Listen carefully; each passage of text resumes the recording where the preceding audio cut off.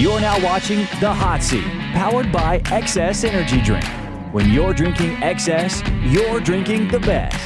And now, live from the CSL studio, your host, Nesta Cann.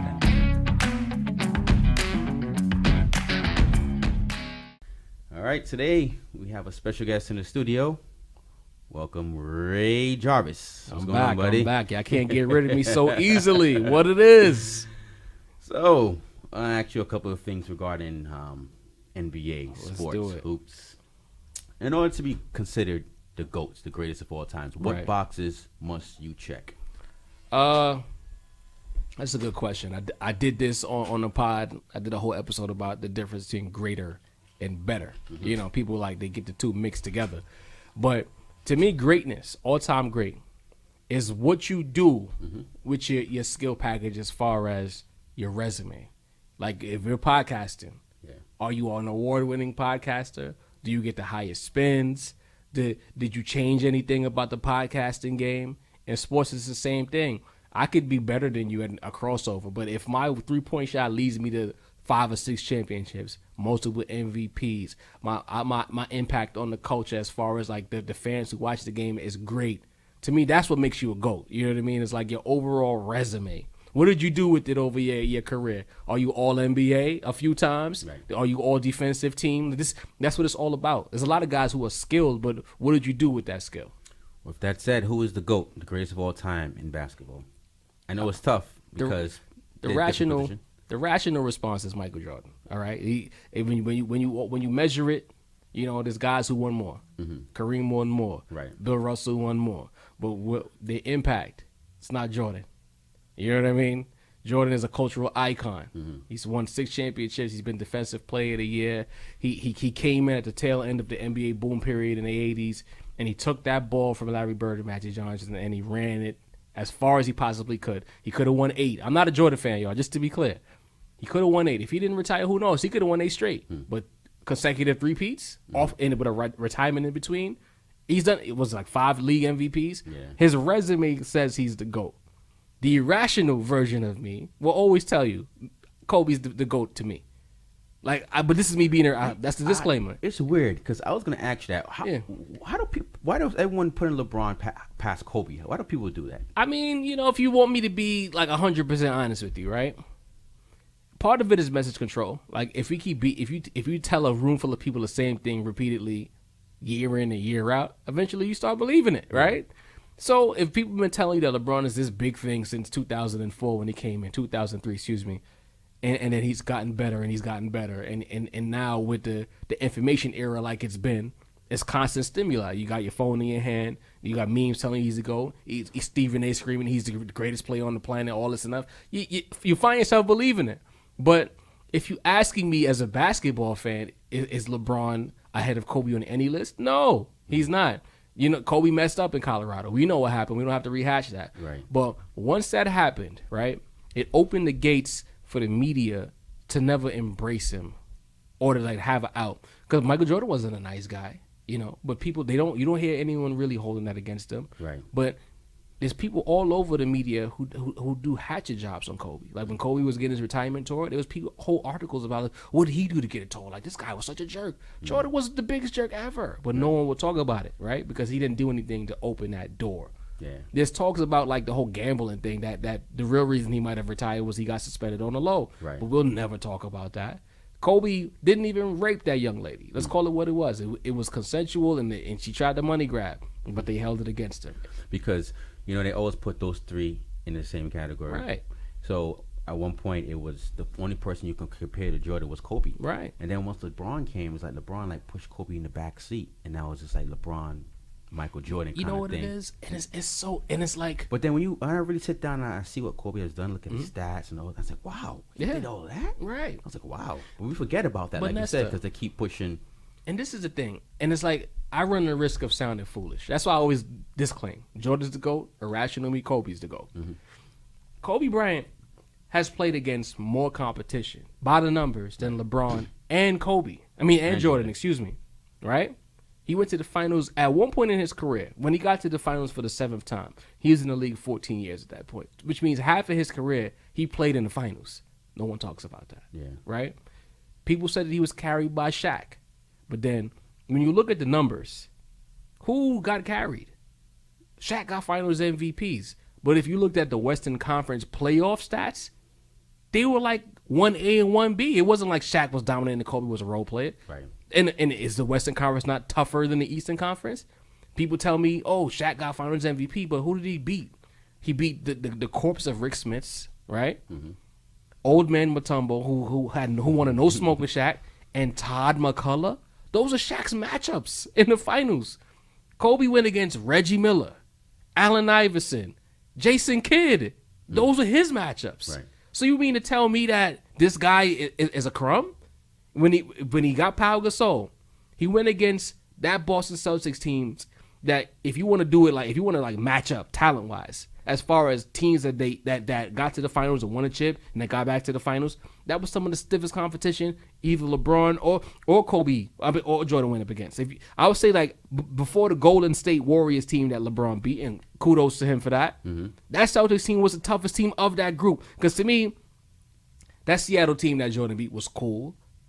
That Phoenix team was all right. The Utah team was cool, but they weren't better than KG, Ray Allen, and Paul Pierce. Hell no, they weren't. Right. You know? But it's again, it's not about basketball. If you asking me, who's better at handling the basketball? Kobe. Mm-hmm. When we talk about LeBron, not Jordan. Mid-range, Kobe. Long-range, Kobe. Footwork, Kobe. So how is LeBron better? Clutch. Kobe. Free throws. Kobe. LeBron's struggling right now. But then you have this conversation with people, and they'll give you all of that, then still tell you that LeBron is better. How? Because I guess what's going on is that they say this guy went to eight straight finals. True. But then I always tell them, but he went to 8 straight finals, but when he gets there, and this is but he doesn't finish it. Right. So, but then you end up sounding ridiculous, or they call you a hater. Yeah. But it's like LeBron James is a freak of nature. I think out of all three of them, I think he's I think he's more gifted than oh my God, hands Kobe down, and Jordan. Nesta, he's 6'8", 280 with the speed of a cornerback in the NFL. This, we've never seen that before. But as far as career-wise, I think those guys had a better career than him. So that's why when we say who's the GOAT, we have to break that down. Career. If the fans voted for MVP, it might be a different conversation. The media controls who wins league MVP. Right. It's atrocious that Kobe only has one MVP. The year in 2006, he averaged 35 a game with bum juice. So Smush Parker was his starting point guard, and they gave it to Steve Nash. The year Kobe won 2003, Kobe averaged 37 and 6 for the season, and they said that he couldn't get MVP because he played with Shaq. LeBron had D Wade and Chris Bosh and won 2 MVPs. How is this fair? Yeah. And also I tell people too, when Shaq left, he still won 2 out of them. Almost won 3 in a row. And the year he won MVP, you could say he didn't even deserve it. Chris Paul probably should have got MVP in 2008. Yeah. And I'm a Kobe fan saying that. It's just like the media controls everything. They control the message that gets out there. And what they wanted you to believe is that Kobe's this brooding basketball nut job who's not a nice guy, who's a jerk, and this and that. And because of the social media era, we're now starting to come around to the fact that LeBron isn't this nice, lovable guy that people want you to believe. To me, the person who lifted the veil was Kyrie Irving. People will never understand how big that Kyrie Irving move was. They were so concerned with, he bit the hand that fed him. But, stop for a second, guys. Kyrie wanted to leave right after they won the chip. Right. You don't think there's something wrong with that? It's just ego? Hell no. He didn't want to be this guy's son. LeBron's the most passive-aggressive guy ever. He'll friend you up and then subtweet you. Like, who does corny stuff like that? You know what I mean? He's not a leader. He's like LeBron's not like a leader of men. He'll backdoor you to death to get what he wants. But you'll never see him fiery. He doesn't want the ball in the clutch. And if he makes a shot, it's like when he does make it, it's like, he actually made that game winner. Surprise, surprise. Like Kyrie isolated the unanimous MVP in the finals and hit the game winning 3. But we want to talk about the block that happened 2 minutes before that. The unanimous MVP got Jade in his face for a championship, and Kyrie just got pushed to the side. I'd leave too. Greatest coach of all time. Phil Jackson. I don't want to hear that talk. Hey, everybody talking about pop. Get out of here. Phil Jackson. Phil Jackson's the GOAT, man. Oh, because of the rings? Not even the personalities. Okay. He had to manage. He had to manage Jordan, Pippen, Shaq, Kobe. So you think that plays a part of being a GOAT? People management is key. You know, and the triangle offense produced 12 championships. It's not like these guys were winning rings without him. Shaq is the only one that could say he won without Phil Jackson. All these guys will tell you. He had multiple three-peats as well. Yeah. 3 separate three-peats. He got 2 of the 3 greatest players arguably ever to win at the highest level, and they will tell you themselves, I don't know where I'll be without Phil. Pop is cool, but anytime Phil Jackson had a good enough team in L.A. to beat Pop, they beat Pop. Well, a lot of things people say about Phil Jackson, he had all the Hall of Famers, all but this did talent. they win without him? Yeah. No. No. They might have won championships, but will Jordan have won 6 with any coach? Can we say that? And the people who say that, like they know they're like all-time greats, right? But they don't understand how the triangle offense works and how Phil Jackson and Tex Winter designed the offense that put these high-end players in positions to dominate more often than not. It's not that they were just skilled. You're telling me Jordan, with his whole package, gets consistent one-on-one scenarios or areas on the floor where if you double-team him, it puts immense pressure on you? Like, the triangle offense is basically an offense that designs you to play with one hand behind your back if you're the defense. Okay. Because it's like you got to pick your poison. You know, even if you watch Golden State right now, people don't know this, but Golden State runs a variation of the triangle right now. Like, when they're in a half-court offense, they run in the triangle. Well, Steve Kerr. My point exactly. Chicago, so, everyone sees it, but the reason why they get constant open looks is because of the triangle. Right. The way the ball moves, the way guys play off the ball, it puts the defense in a position where, do I want to give up the Steph 3 or do I want to give up the layup? You know what I mean? And Steph is so auto with three-point shot, it makes him impossible to guard. And that's why I tell people, like, you got to give Phil Jackson and Tex Winter their credit because that system, that offense makes you, as the defense, pick your poison and pray for a miss. Yeah, R.I.P. Tex Winter, man. Yeah, that's a fact. R.I.P. So, you know, he's the one who designed it, right? He's the architect. Yeah, architect. I remember when he passed away, they showed how he was breaking it down. Yeah. And Pippen talked about him. So yeah. All right, so I'm gonna give you. It's a championship game. Here's a scenario. It's a championship game, Game 7, right? You're starting 5. It could be players of the past, today. Give me a starting 5: center, power forward, small forward, shooting guard, point guard to win this game. And afterwards, I'm gonna tell you mine, and tell me if your team's gonna beat mine. This is a tough one, bro. So start off at center. Who are you taking at center? Shaq. Power forward. This is all time. Who you taking it? So just remember, you have to win this game. All right, I'm gonna piss people off, but this is not me saying one is better than the other. Okay. But I'm gonna take Dirk Nowitzki. Take Dirk. Small forward. LeBron. Shooting guard. Kobe. Point guard. Point guard. I gotta take Kobe off this. I need a shooter. I'm gonna go Steph. Steph Curry? Yeah. Is that team gonna beat Hakeem Olajuwon, Tim Duncan, Scottie Pippen, Jordan, and Stockton? Yep. I'm gonna crush them. Why? Because they're bigger? Every box is checked. Let me tell you why. In my opinion, irrational again. Hakeem was school. Well, when Shaq would maybe outmuscle him. All right, so are we saying that everyone is in their prime? Is this everyone's in their prime? Everyone's in their prime. All right, then I'm definitely winning. All right, break it down. My irrational argument is you put Shaq and Kobe on any team in any era, they're winning. Period. Mm-hmm. But now you're telling me that as far as balance goes, Dirk Nowitzki and Steph, right? They space the floor. LeBron is the ultimate team guy. He's not a scorer, but he can score. You telling me you can't double team anybody on my squad? That team is you can't double them. Who are you gonna double? Can't double anybody, but I think everyone who I pick is could guard your guys one-on-one. Maybe not the point guard position because Steph is gonna cook up John Stockton. As far as off the dribble, yeah, he's gonna cook him. He's gonna cook him. Shaq, to me, like the Steph and the Pippen LeBron matchup sways in my favor. I think sways the matchup in my favor. All right, well, I'll put my Scottie Pippen on your LeBron.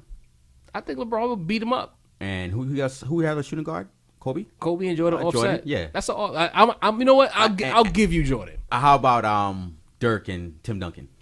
I have Tim Duncan. You have Dirk. I'm gonna roll with Dirk. Really? Timmy. Well, Dirk has to pull Tim away from the rim. My point exactly.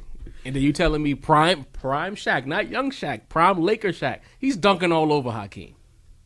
Wait, we talking about prime Shaq. You think prime Shaq is Magic or L.A.? L.A. 2000 Shaq, that's the peak of his prime.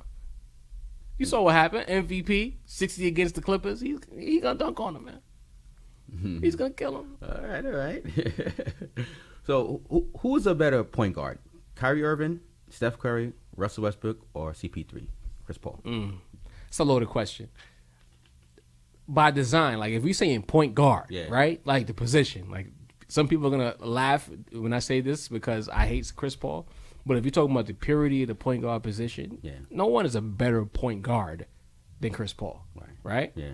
But as far as players filling the role of the position, you can't give me anybody higher than Steph because Steph is killing. Like, one thing about Steph is that they said besides his shot, he doesn't really play a lot. He doesn't play defense. What do you think about it? You know what it is about Steph? Steph on ball defense is shaky, of course. But Steph is an underrated team defender.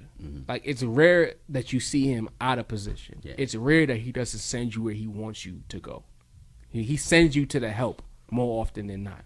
Like if you really look at his, like, you can't find me like a lot of videos where Steph got mixed up and cooked up by somebody outside of maybe Kyrie because no one can guard Kyrie. Yeah. But more often than not in these point guard matchups, Steph sends you where you want to go. If you scored anyways, because you're talented and the point guard position is overloaded with talent. Right. But he's good. He's a good team defender. He plays the passing lanes. He doesn't compromise his team, and that's all you can ask for. And as far as the scoring goes, damn near 30 a night. 50, 40, 90. There's not many guys doing what he's doing nightly. It's not like he's doing it occasionally. Night in and night out, Steph is giving you damn near 30 points. He's giving you damn near 7 assists, 3 rebounds, 4 rebounds, 50 from the field, 40 from 3, 90 from the free throw line. What more you want? So before we wrap it up, I have a couple more questions for you. College basketball, what do you think about the one and done? I've never really been a fan of the one and done. You know, like I look at the college football model and I'm like, why can't they find a happy medium? Like in the college football league, you have to be 3 years removed from high school before you can go to the NFL. I don't think you need that in the NBA because it's not as physical of a sport. But I feel like you should give the players options. I've always been a proponent of allow them to go to the league out of high school, but if you decide to go to college, you have to give them at least 2 years. That's how I look at it. Yeah.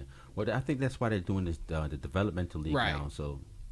But I like the old style. Guys did 3-4 years, but guys that money, when they hit a high top pick, they have to take care of their family. That's what college basketball when that big Monday with the Syracuse games against Georgetown. But I like because when guys stay 4 years, I feel that they really get to develop with the coaches and they really come out, seasoned. Yeah, absolutely. Think about it though, Nessa. Like how many 4-year guys come to the league and they hit the ground running? Like it's not like it still works that way. A lot of these 4-year guys come to the league if they're talented, they're gonna be all right. Jordan Clarkson, he might not be like a star, but he never had like that rookie wall experience. Yeah. Dame Lillard is a high end version of that. Dame Lillard did 4 years of college. He hit the ground running.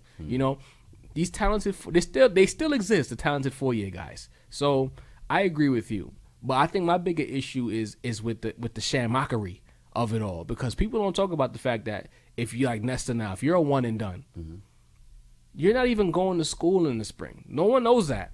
Like once you finish the fall semester and you meet the criteria, you pass all your classes, you don't have to go back to class in the spring. So all these one and dones are playing March Madness, right? They're not even going to class. They don't have to. They're eligible. They met their eligibility for the spring by way of doing what they needed to do in the fall.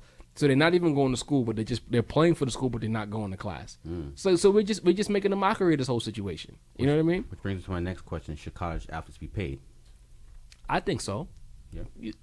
You see the money is going around. Yeah. It's not like when we watched college basketball back in the day, it still looked like amateur. Like the TV production, the uniforms are they look like you can find them at Modell's or something. Yeah. Everything is high end boutique quality. Like HD TV, certain teams are putting like 6 or 7 uniforms in a year. They're getting paid by these brands to wear it. Like it's not like they're paying Nike. Nike pays them. Yeah. Right? The TV rights. With ESPN is televising these games, even college football, ESPN is paying the NCAA for the right to broadcast these games. Where's the money going? And we're not talking about hundreds. We're talking billions, bro. No, like look it up. Like billions of dollars to televise these games, and the players get none. Yeah. Whereas in the professional league, the reason why the salaries have spiked across the board in all the sports is because of these new TV deals. So where is the money going? In the pockets of these colleges? Even if you want to justify giving out the scholarships to these players, it's still only a fraction of what they could be making if you wanted to be fair about it. Right. Like, why aren't the players looking? We all know, as fans, we know what it is. Yeah. So who are we fooling here? Like, at this point, I'm insulted that they're not paying the players because you're telling me that it's a student athlete experience, it's the amateur experience. BS. Pay them. Should the colleges suffer for the athletes' mistakes? This goes back to the whole sham mockery of it all. You got this one player who you took from out of poverty, right? Right. He needs money. This little scholarship and this little poo-poo food that you're giving him a little bit to get by is not getting it done. You knew what you got when you signed up for it. Why should the school be punished for one player who, if you were paying him, we wouldn't have these problems? Punish the player, not the schools. You know, taking down banners, it's like championships. Yeah, we live in a lie. The whole NCAA setup is a lie. Like, oh, the school, we got to think about the integrity here. We have to punish the school for this player. No. Yeah. If you paid these players, there will be no issues. Or sometimes they've been taking away wins from college coaches. Think about it. With Calipari, the Final Four that he went to with Derrick Rose, they took that away. Jim Boeheim took away wins from Took that away. What are we doing here? Yeah. And if you just paid these guys, we wouldn't have to be living a lie. I'm going to keep saying that. We are living a lie with this whole setup. Yeah. Last but not least, should ads be on jerseys? You like it? Put it this way. Fan? I'm not a fan of it as far as, like, what it looks like. You know what I mean? The aesthetics of it. I'm an old man now. I'll give you that. I like the little NBA logo in the corner where it belongs. If you want to promote on the court, that's fine. I'm not really a fan of it because I just feel like it doesn't belong on the uniforms. And some of these teams, they do this corny thing where they don't even make like the logo the team's color. So like Golden State, for instance, which we've been talking a lot about them, they have their logo, and instead of making it blue and yellow, they have this big red logo on their blue and yellow uniform, and it's just like, what is this? You know what I mean? It's kind of tacky, but at the same time, I have to come to the realization that this is normal because if you look at European soccer, which is arguably the biggest sport worldwide, it's ads all over these uniforms. You know what I mean? I feel like American sports is honestly the latest to the party. Like, they've been doing it everywhere else. You know what I mean? Ads have been sold on uniforms forever. Yeah. This is the American arrogance was like, we're not putting these ads. And then they realized how much money that teams are getting paid to advertise while the games are being played. And they was like, you know what? Let's do it. But do I like it? No. I don't like it at all. All right, Ray, well, thanks for coming down. No doubt. Once again, yours truly, Nesta Cann. This has been another episode of the Hot Seat Podcast. Take care and God bless.